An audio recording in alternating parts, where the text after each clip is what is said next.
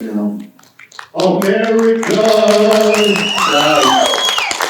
Come on up, guys. He's here for you. Ladies and gentlemen, Maurice, LaMarche, and Paulsen.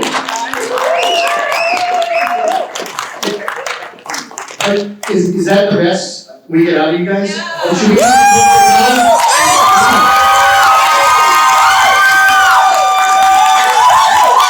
You guys like that better? You guys like that better? I feel better now. Yes. I just gotta say, I am honored to be standing here next to you two. Oh, my Don't gosh. get too close, we have a tendency not to shower. I I got take to. over the world and shall be spared. I love it, look at that. Okay, so I want to ask you guys, before we get into the big questions, one of my big questions, okay? And I'm Aaron. Aaron. Nice to meet you. Did you guys see that hotel over there? Yeah. How come they don't serve breakfast? What's up with that? How come? What is the deal with No breakfast. They No don't serve- breakfast? Oh, I No didn't- breakfast. No, there's no breakfast. I didn't know that. Well, you don't eat breakfast. That's true. I eat fruit pellets. That's right. Hey, I don't know if you know this, but my whole family is in the front row. Hello, shilling. And don't tell John, but you're way cuter than Doc. Yeah. So do you guys ever get tired of doing And the questions or no? Wacko is you haven't had too much soda today, right? You're not gonna do a big. How about that? For us, right? He makes We're saying- American dollars. No? They're shocked. Beautiful. Ladies and gentlemen, You're all Jammin' 104 Morning Show. Yeah. There you go. You guys sound like are we off real fast? Or is it on? You guys sound like a morning show, really fast. Well, we Right. could do that. You bet we are. Yeah. What's the dreaded deal? 101. Have that second cup of coffee with Piggy and Greg. With Biggie and Ryan. Now. Coming up next. No, we, Mo and I have had Snapple Robin, made from the best stuff on earth. the privilege of doing a lot of these, but also we've worked together for over 30 years. And so it is a whole gas, Aaron, every time we get to do this. It's fantastic. So look at this, Maurice, you started in Ontario as a child. Not Ontario, California. I know, Ontario, Ontario, Canada, way north up Way there. north. And high school, you Yes. started a variety show. What did you do in the variety show to start off all this? I was in the 10th grade, and we had an annual variety night. And then we called it variety night. It was like making it to the Ed Sullivan Show. Yeah. In grade 10. And I did this little 4-minute long stand-up comedy routine where I did an Ed Sullivan Show. I played Ed Sullivan, bringing on various guests. And the material was okay for grade 10. It was fine. But I got a standing ovation because if you're in a high school show and you just don't suck, Yeah. they applaud. That set the hook. That was it. And I was it's like the first thing I'd ever really gotten a lot of approval for. So I was really I was hooked, as you And say. it took off. It just took off from there. Well, then comedy came to Toronto. When I was 19, a club called, how are we doing with that? Is there a way we could deal with that feedback? All right. Oh, I'll get on the okay. floor. A comedy club called Yuk Yuk's, which became a jumping off point for Jim Carrey and Howie Mandel and Norm Macdonald. That opened in Toronto when I was 19, and I went and did open mic night and was immediately made a regular. I worked on the material. And so I started as a comic, and it snowballed from there. And then I got asked to come in and do a Nelvana cartoon called Easter Fever. Garrett Morris was the Easter Bunny. But during the comedy, did you do voices? Oh yeah, Or did that come all along? That's all I did. Yeah. That's what made me standing ovation time, in grade 10. It wasn't that I was funny, it was that, oh my gosh, those voices are pretty good. Yeah. That's kind of both the trap and the blessing of being an impressionist, is that you don't have to be that funny. If the voices work, then they laugh. Yeah. And so it's that laugh of recognition. So I always felt like I needed to get to a point of view with my comedy, and I never quite got there. But because voiceover took over, and it was very, very good to me. So Rob, quiz for you. You're a hockey connoisseur, is that it? I am. The only thing I wanted to be, other than an actor, when I was a little fella, was a hockey player. I was auditioning, but I was getting ready to play hockey in college. And as I was discussing with Mo last night, during the first kind of get-together scrimmage of possible recruits for the University of Wisconsin, I got clobbered by some kid from Manitoba who just knocked me, just beat me like a rented mule, man. And it was a totally clean hit, but when I gained my bearings, I said, that's it, you do me a favor, I have no business going any further. So, like being the incredibly smart, complex gentleman I am, I thought, well, I'll fall back on something that's definitely going to take care of, I'll be an actor. But truly, Did it feed you though? That's the question. I'm sorry? Did it feed you? The acting. Did The acting, well, feed you? today it has. Yeah, okay. Only because you guys are picking up the tab. I'll tell you what it did feed, not to be too esoteric, but it's true, and I think I'm speaking for Mo as well, and virtually all of us who are lucky enough to do this work. We all started out doing this gig because we couldn't not do it. Yeah. It did feed me. It fed my soul. Yeah. There is a chemical thing that happens to me when I see what happens when I say, "Love." And it's just, look at the smiles, you can't help it. Yeah. And I know it's not gas, because I've been eating the same food. See, And you're not tired of doing this, right? I need to do chemicals when I see him. Yes. So the No, question. excuse me, we never get tired of this. Look, we got nothing, and I'm dead serious, we got nothing without you guys, nothing. And that is not hyperbole. Everybody knows that who is lucky enough to be in this position. And so, no, we never get tired. The problem will be when people stop asking. Yeah. And so we are only here because you folks have been nice enough, and often with your parents. You're seeing two lottery winners, and we know it. So thank you very much. It's crazy. Yeah.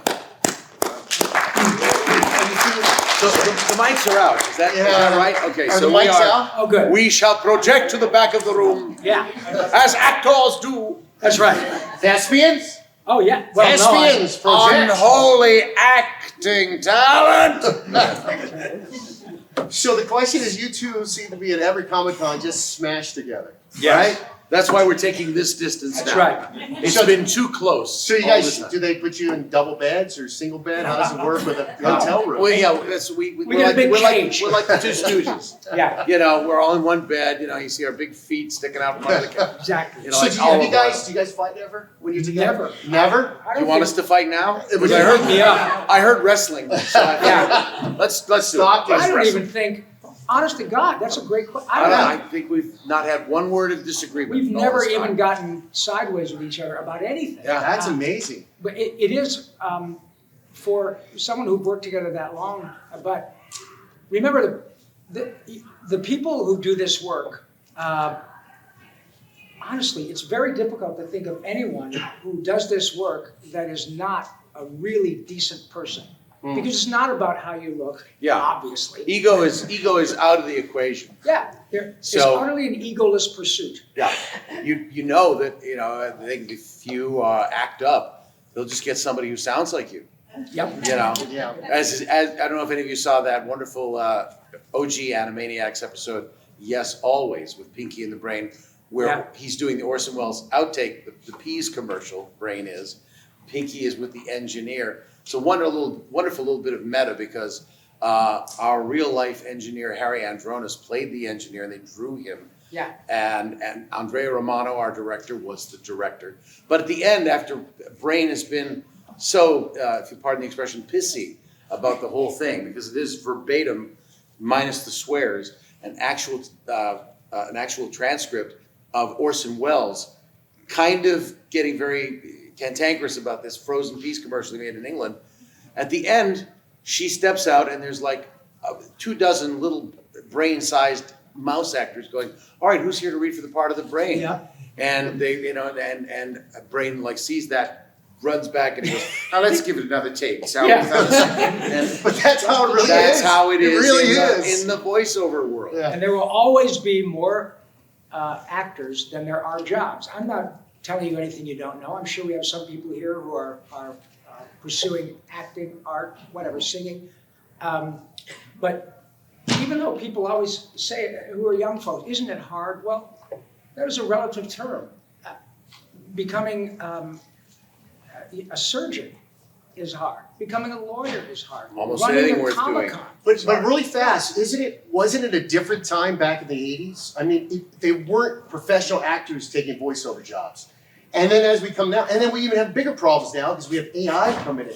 You know what I mean? The AI thing is evil as That's far pretty as I'm weird. concerned. That's pretty weird. I've had- Colossus has come. Real fast, because Yeah. AI is artificial intelligence, and now James Earl Jones is doing it. He wants to land his voice as Darth Vader because he won't be around forever. All you do is type in, Pretty crazy. you type in what you want to say, and Darth Vader just talks like that. It's a robot doing Yeah. voiceover work, and it is the devil. Well, I Yes. think one of the What's happening is it's been unauthorized. Yeah. I've been same here. I've been told there's one of the services that has the brain in there, and it's like, excuse me, you kind of synthesize my entire vocal performance, and you're not giving me anything for that. I own my voice. Right. I don't own the character of the brain, but I own my voice and I own my performance. So it is problematic, and you all right now.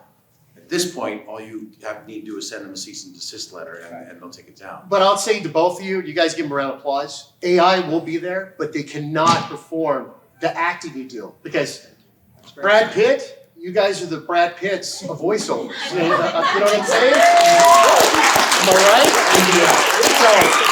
That's very high I'm praise. very proud of you. I just, you're saying that things are different. Yes, the main difference Yeah. is that their cartoons, animation, video games, streaming services are so ubiquitous now. So there are so many more actors needed. Yeah. When I began doing this work a million years ago, I came to LA 45 years ago, and the only two actors who become very close, dear friends to Mo and me, are Corey Burton and Nancy Cartwright, who wanted from the beginning to do animation. Yeah. Virtually everyone else, Mo, stand-up, I was music and theater, Billy West, But even radio. even Nancy did some on camera. A little bit, She but was her- in Milton Casellas' class with my wife. Right. So yeah, so the key is to be a good actor first. Yep. That's what we always tell you guys. Small V. Small V, big A. The best voice actors are good actors, and but the proliferation of this as a craft and people becoming more aware of it and wanting to get into it is greatly increased since the 80s. When I was doing it, when I first started, in fact, it was your agent who turned me down and said, Really? I Yes, she Now got the it. fights are going to start. yeah. No, this was like 1981. Yeah. And Dick Barth represented me for on camera. Yep. But I said, I'd like to meet your voiceover department because I do a lot of impressions. No, that's a closed door, he said. Boy, he blew that. That's a closed door. I said, there's like 20 people that do it all. Yeah. You're not gonna break in there. Just let us send you out as a young arrowhead waterman or something like that. And so that was, I wasn't discouraged, but I mean, I just kept going on and eventually Nina Nissenholtz from the William Morris office came up to me in the audience of the Comedy Store and said, with all those voices you do, you just have to kind of blend a few impressions together to come up with a new voice. I'd like to send you out on stuff. And so I auditioned for a year before I got my first job, but a job I got. And then it led to another job, Inspector Gadget, the real Ghostbusters. So, with voiceover, it's really as close to a meritocracy as you can come Great to point, in our business. So Mo, can I call you Mo? Yes. I think we're on first name We basis are. now. We are. So the critic, Yes, the TV show, I Arts and love Critic, that show. you did 29 voices in one episode. I think, something like that, yeah. How do you pull that off and not cross voices over? Well, they were very distinct characters, and there were a lot of them that were impressions within the parodies, the movie parodies. Jay Sherman would be, now it's Home Alone 5, Yeah. yeah. Yeah. Culkin is grown. And now I think he's probably parodied that himself as an adult. But, you know, it's just, you just do it. You know, there's 3, 4 voices in the scene. I'm playing everybody, and then we go over here, and he's a hot dog vendor, and I'm a valet parking guy, and, you know, we built it up, and we got 29 voices in one episode. Wow. Yeah. Crazy. Rob, Yes, sir. ladies and gentlemen, do you remember that commercial? He used to be back early 90s, 2000, I think. Got Milk. Oh, Do you yeah. guys remember that? Yeah. How long did that last for you, my Well, friend? Thank you. I only did one commercial. Thank you for bringing that up. That was a remarkable campaign. And I did the first commercial, which was with a terrific actor named Sean Whalen. And the commercial is set in a museum after closing. Yeah. And the night watchman at the museum is having a peanut butter sandwich and listening to the radio. And I come on and say, well, that was the Rites of Spring by Igor Stravinsky. And now, for $10,000, who killed, who shot Alexander Hamilton in the famous duel? We're taking calls. And the museum kid is eating a sandwich, and he looks, and there's a bullet. It said, the bullet fired by Aaron Burr. Aaron Burr killed Alexander Hamilton in a duel. And so he goes, yes, for $10,000. He goes, Alba! And I'm sorry, that's me, I'm sorry. Alba. 5 seconds. And then he looks around for something to drink, and he sees a carton of milk, pours it, and a drop goes in the bottle. Alba! I'm sorry, good luck next time. And then they cut to Sean, who's just wonderful. He goes,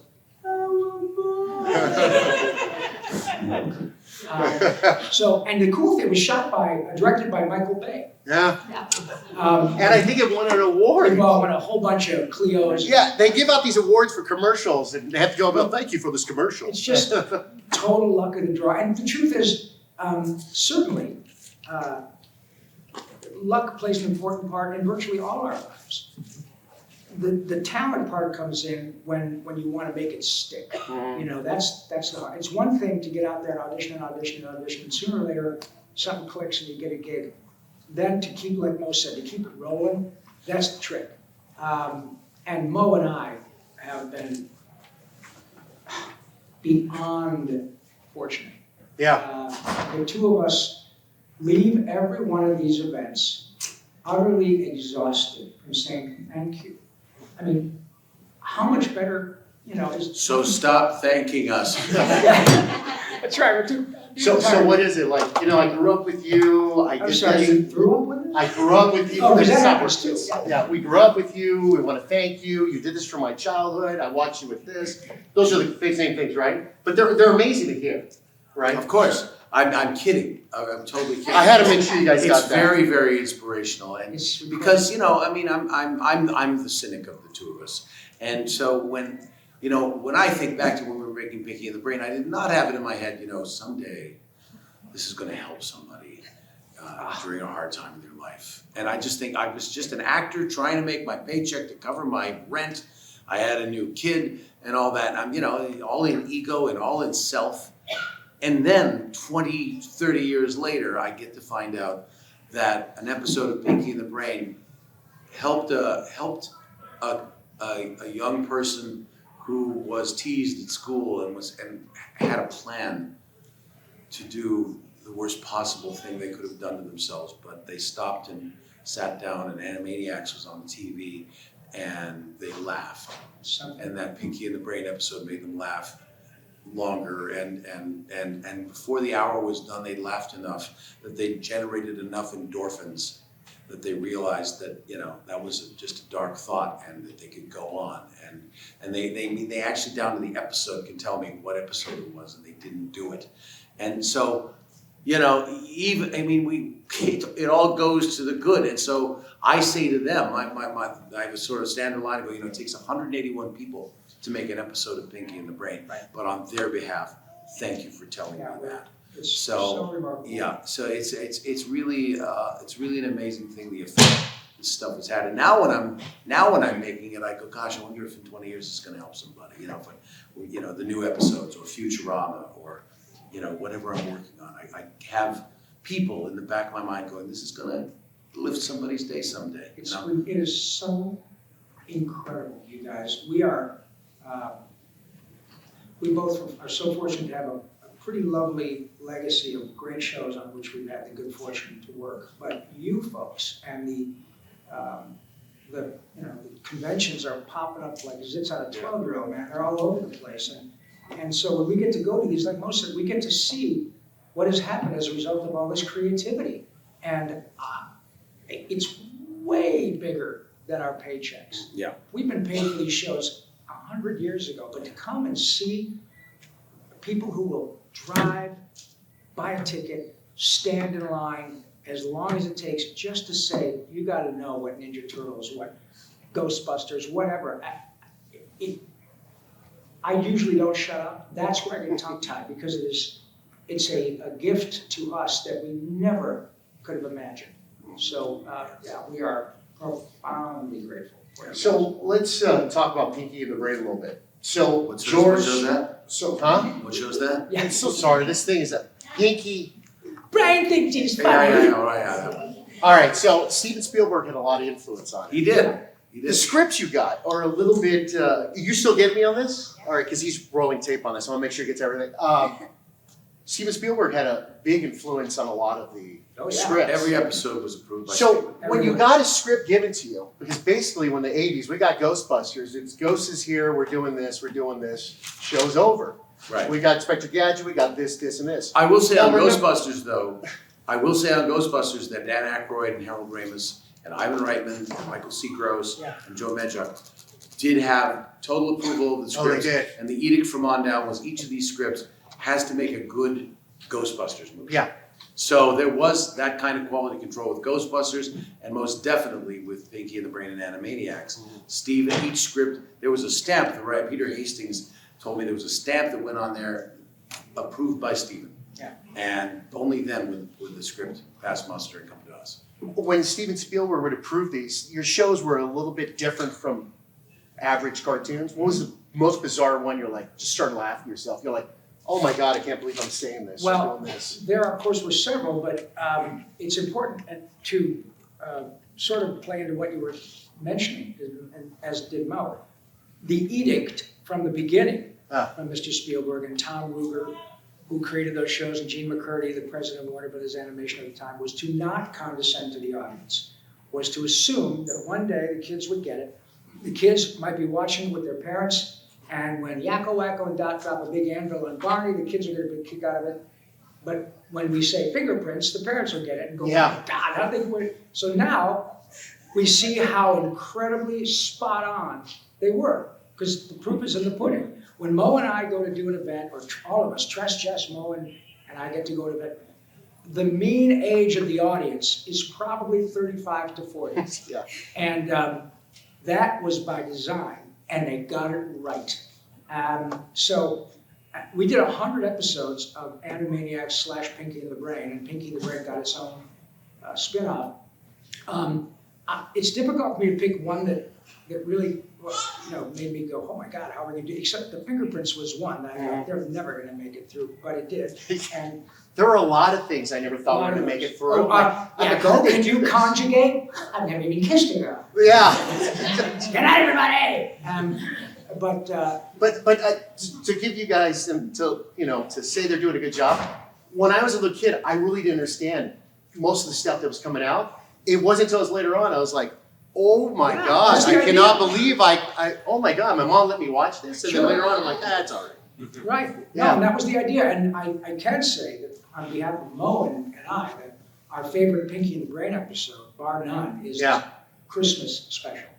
That is Which contained a joke yes. that even I didn't get because Yeah. As a the Canadian. reference was not part of the Canadian culture, but I uttered it absolutely guilelessly, and then I had to be explained why it was funny, and that was when Pinky says, "Oh my God, it's." He's having his Starbucks right now. Hey Brian, there's going to be a party at the Donner's house. Somehow, Pinky, I don't find the idea of being invited to the Donner party very edifying. It's a cannibalism joke, I didn't get it, because we hadn't heard of the Donners in Canada. So But when I found out, I was like. Did that happen a lot "Has to you, though? mustard? What? Did that happen a lot? Were there some things that you wouldn't get because of Canadian and this? So I work say in that hockey. because mostly it's I'm adult. Oh, Is that I don't, there's certain things I don't get, I'm just sort of, I mean, there are cultural references that don't land with me.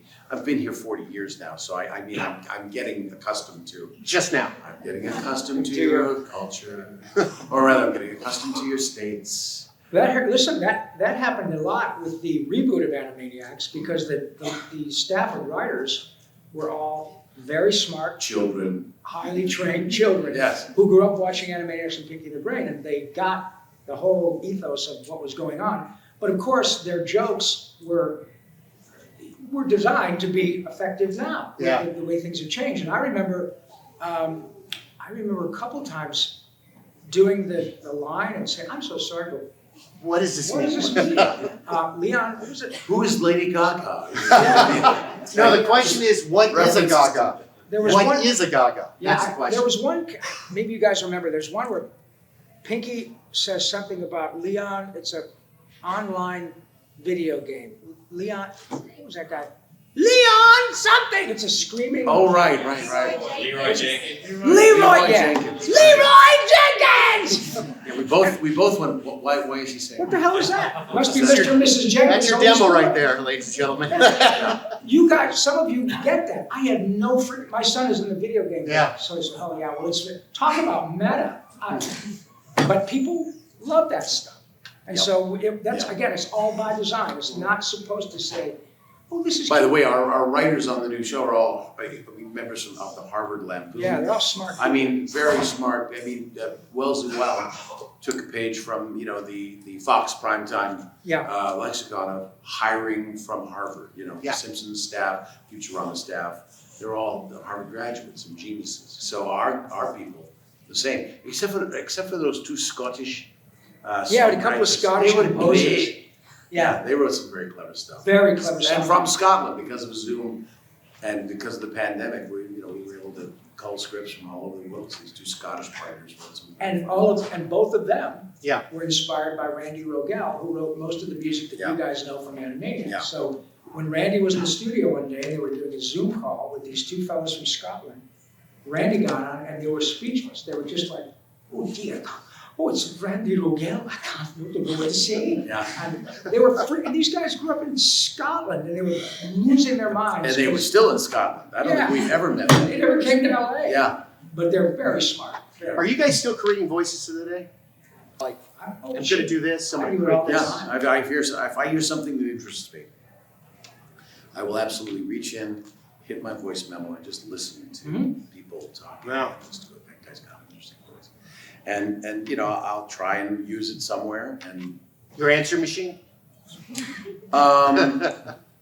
I gave up on that a lot. Back when there were answering machines, because I found out that like people would just call. I'd get 30 hangouts. I'd change it, and like I found out my entire branch of my bank, would call, click, and then somebody else would call, and it's like I go in and goes everybody, I go into the bank, and back in the days when you went inside a bank, and my favorite teller was, "Hey, we all listened to your Darth Vader one. We loved it." And it's like, yeah, I ran out of tape thanks to you people hanging out. So yeah, I've given up on being entertaining. Now it just goes, Maurice LaMarche is not available. I let the little synthetic lady take over. But yeah, creating stuff all the time. But look, you guys, the Jones to do this is the same at my age now as it was when I was 11 or 12. Wow. It's no different. I've been rich and I've been poor. Rich is way better. But the desire to create has nothing to do with my income. If I were working, in a bank, I'd have been. You'd be calling my answering machine. Yeah, I'd be right.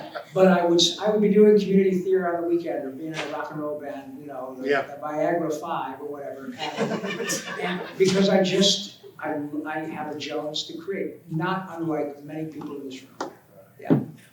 So you go on tour with the Animaniacs. How many, you guys go around and you sing, and I tried to get tickets in San Francisco, Yeah. sold out. Oh, that was at the Nico, yeah. Oh my God, how many different cities do you guys go? Well, pre-COVID. Have you guys seen this? Yep. we It's do, amazing, isn't it? Animaniacs in Concert, again, Randy Rogel. Jeez. He wrote Yakko's World, The Presidents, The States and the Capitals. It's a great big universe and we're all really puny, we're just tiny little specks about the size of Mickey Rooney. That's Randy, all of it. And so Randy and I procured a great licensing deal with Warner Brothers, and they allowed us to take the music and cartoons of Animaniacs and go around the country and do it either with Randy and Mo and me at a piano, or it can be with a giant orchestra. It's just You so gone with them, Mo? much fun. Yep. Mo's part of the show now. We did it for a few years, and then Mo and Tress and Jess would come into the odd show, but it's so much better with Maurice, so much better. Yeah. Because Pinky and the Brain is a standalone entity. And so Randy has written proprietary pieces for the live show that are just Pinky and the Brain pieces. Oh, wow. And it's, Yeah, so we've got original music in addition to the classic music from the Yeah. OG show. Telling you guys, if you haven't seen these, you gotta go. it's really fun. And we're back doing it now post-COVID. We have a killer agency in New York who's just booking the hell out of us. Yeah. And we're booked, we probably got 8 dates in 2024 now. You can, well, I have a website that will give all that information. So you can go to robpaulsenvoice.com, and it will ultimately give you dates for, I'm gonna be at conventions, we'll be doing Animaniacs in concert, all that stuff. But it's great fun. And that music, And the crowd knows it. It's they do. unbelievable how they sing along with you. I have the best seat in the house. I'm standing watching Randy do his stuff, and the audience is, saying, I'm quick, the house begins to shake. You're bouncing across the floor and watching all you, this is Fred. And there's no mistakes whatsoever. That is just, I mean, you guys memorize everything. That is so impressive. Well, I have never heard him blow the countries of the world. That's- I've heard him say it literally That is- at least 100 times, That is- possibly more, since the show ended. Yeah. And just impromptu. And I've never heard him even flub a line. Yeah, that's, how? Well, How? it's not false Is it the modesty. hockey hit? That's or what it is, yeah. I got new teeth. Look, I'm good at my job, but I ought to be. Yeah. I've been doing it for 100 years. I am the oldest human in this building. I should be doing that for a long time. Okay, Yakko's World, there's a great backstory to that. Randy Rogel, we cannot praise him enough. Randy Rogel graduated from West Point. Then he went to Boston University, got a couple degrees, served our country for 5 years, went into corporate America, making a lot of money, but his background is musical comedy. Sings, dances, writes, everything. So he said, I've had enough of this 6-figure-a-year stuff at 28 years old. I'm gonna go to Hollywood. Banged on every door, gets a job writing on Batman, the animated series, for which he wins an Emmy right out of the chute. Then he hears about Animaniacs across the hall. It was The Man Who Killed Batman was his script, wasn't it? Say again? It was The Man It Who was Killed The Man Who Batman. Killed Batman, yeah. Great script. And That's a great, yeah. so he hears about this new show, Animaniacs, that is going to be music driven in many episodes. That's my Jones, that's what I do. No. You just want an Emmy for Batman. You need more money, we'll take care of it. But this is what, okay, so then finally, okay, I'll tell you what, write a song on spec, bring it in next week and play it for us and we'll see. So he comes in the next week with a song in his back pocket, which is Yakko's World. He just wrote all the countries of the world as his audition piece. And that was the first song I recorded as Animaniacs. Talk about a high bar. Yes. Right from the beginning. Oh, wow. And while I did a good job on the song, but dude, I live in LA. You can throw a dart and hit a good singer. You can't find people who write that stuff, And Randy is still doing it. It's unbelievable skill. And again, he wrote all the new stuff for your. No, he didn't write all of it. He He wrote some stuff, but Some that's stuff. another testament Yeah. to how good his stuff is. Yeah. Because the kids who are writing it now, I think he wrote 3 or 4 songs for the new show, but he's busy doing his own musical that's now in production. But God, the songs on the new episodes are great too. I did one called Yakko's, oh gosh. Talks about Yakko's big idea, Okay. where he talks about going into a rocket in outer space. Let's see, I can't, I'll probably get it halfway through this, but my point is that that level of talent inspires so many people. And some people it terrifies, because you think, wow, I heard Rob Paulsen talking about Randy Rogel. And he was virtually unknown, but his talent was monster. Wow. And so you go to LA, there are a lot of, some of them are in this room, you just never know. And when you find out the backstory, you go, oh my God, you couldn't keep a guy like that down. It's too talented. Wow. I have so many questions for you guys, but I know they have questions. You guys have questions? Yeah, how the hell did you guys get lucky enough to make a living doing this? That's what. Do we have questions? Yes? Come on up. Come up, bro. Sure. What's your Hi. name? Hello. What's your name? Hi, my name is Steven, and I would like to ask you gentlemen, can you each of you guys share an anecdote of your guys' experience working with Kevin Conroy? Oh, boy. Touched the nerve there. We love Kevin so much. Mo may have. I never did a job with Kevin. Kevin and I were very good friends, and he was on my podcast, I think, twice or three times. But boy, talk about a Menchosaurus. Kevin, my son is 38 years old, and he loves the Batman franchise. And he told me years ago, he said, if I had to watch Batman the rest of my life, it would be Kevin and Mark Hamill. And those two guys made that franchise into a really big deal. And Batman the Animated Series is timeless. And Kevin was just the most decent, kind, loved the fans. I've been with him a number of times at New York Comic Con. And his line, of course, go way out the door. And every 10 minutes he'd stand up with a microphone and say, I am vengeance, I am the night, I am Batman. People just. So I could go on all day about how wonderful he was, and as prodigious as his talent was, his heart and his humanity were every bit as big. He's just a lovely man. Thanks for asking. That's really cool. Yeah, I've had a chance to talk with Kevin over the years, and yeah, I miss him very Great much guy. too. Yeah, thank you. Yeah, you're welcome, Rob. You have a quick question? You don't have to get up. Just tell us what it is. No, I can. You sure? Oh, it's my brother Wacko. Hello. Yes. I gotta tell you, you're a lot hotter than my Wacko. Wow. Okay. Well, that's a way to start. I was already nervous. Me too. Sorry. Interesting. Okay. So I wanted to start it by saying, I know we said not to, but thank you. I have Tourette's, and when I was watching Pinky and the Brain as a kid, it didn't really click in my head. And I know Pinky doesn't have Tourette's, but there's no characters that tick really. Right. And to see it didn't make me feel normal, but it made me feel seen, and it made me feel appreciated, because having characters like Pinky, just these cute I don't know, just having that representation is really nice. I'm so nervous, I'm so sorry. No. Wait, first, what is your name now? My name is Evan. Evan? Never, ever, respectfully, never apologize for sharing your feelings. You are doing right now precisely what Maurice was talking about 10 minutes ago. You are sharing something that is important enough for you to be courageous enough to stand in front of a bunch of strangers and tell two strangers, think how important that is to you. You will never, ever know what that means to us, because it is a pure example, not about ratings, not about merchandise, not about money. It's about a pure example of love and kindness that made a difference to you.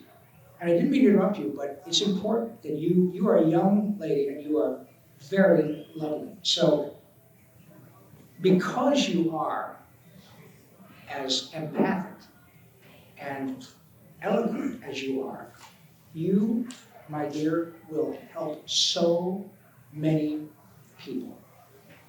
That is why we're all here. I have nothing to add to that other than to thank you for being so courageous to share that with us. And as I said before, on behalf of the 181 people Yes.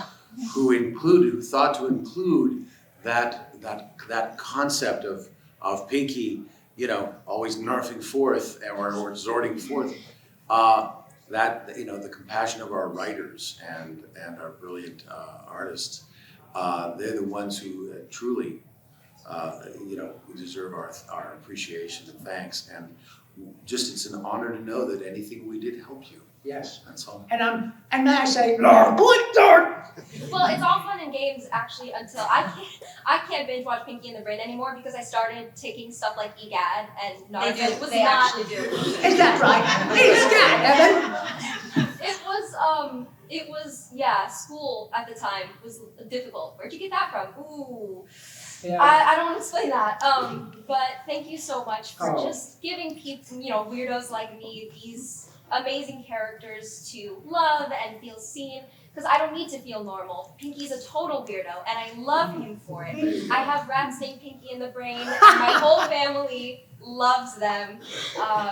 They're cage mates. They're best friends. Yeah. Bless your heart. And So thank just you. thank you guys for From this giving that to from people this like me. weirdo to you, because Yeah. I was the weird one in school, and believe me, I was weird, and I had no friends, Yeah. and I was just this guy that walked around doing voices all the time. It wasn't Tourette's.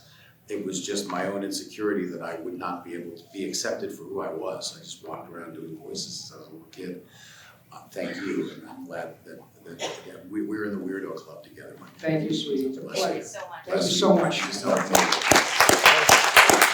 One last question, anyone? All right, come on up. Sorry, it's the last one. Go ahead, what's your question? I have a question for Rob. Sure. Yeah, it's on. Okay. It's on. Allow me. Hi. So we actually met yesterday. So you said you have a background in theater. I also have a background in theater. I did high school theater for 4 years. Great. Yeah, it was fun. I wanted to ask, did you have a favorite production that you did, like musical or just a play that you can remember? Well, yeah, being a singer, I really like musicals. I really enjoyed doing the Fantastics when I was in high school. It was a great show. I would have loved to do a production of Singing in the Rain. And by the way, we've got to throw in our friend Randy one more time. When you guys get done or later on at home, thank you very much for your question. Please go to YouTube and just search Randy Rogel, R-O-G-E-L, Singing in the Rain. Randy played, I don't even know how many, 5 national tours of Singing in the Rain, in which he played in the Cosmo part. Yeah, the Donald O'Connor part, where he dances with the Does he run up the wall? Yeah, he runs up the wall. Are you kidding me? That is He's amazing. in his 60s and he can still run up the wall. When I He's saw the him do go-to Cosmo of any touring company. it's He's the first call to Yep. cast Wow. Cosmo. and he did it for Donald O'Connor was in the audience one night. And Randy, when I've seen him do it live, he runs up the wall, flips over, and he goes, "You want to see it again?" And does it again. It's crazy. And remember, this guy is the same guy.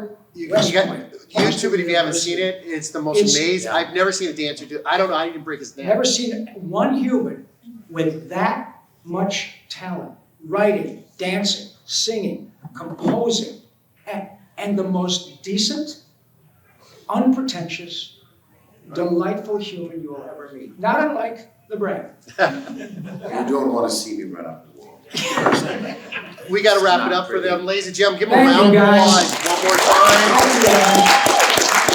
Mo and Rob, give them a big round of applause. Come on.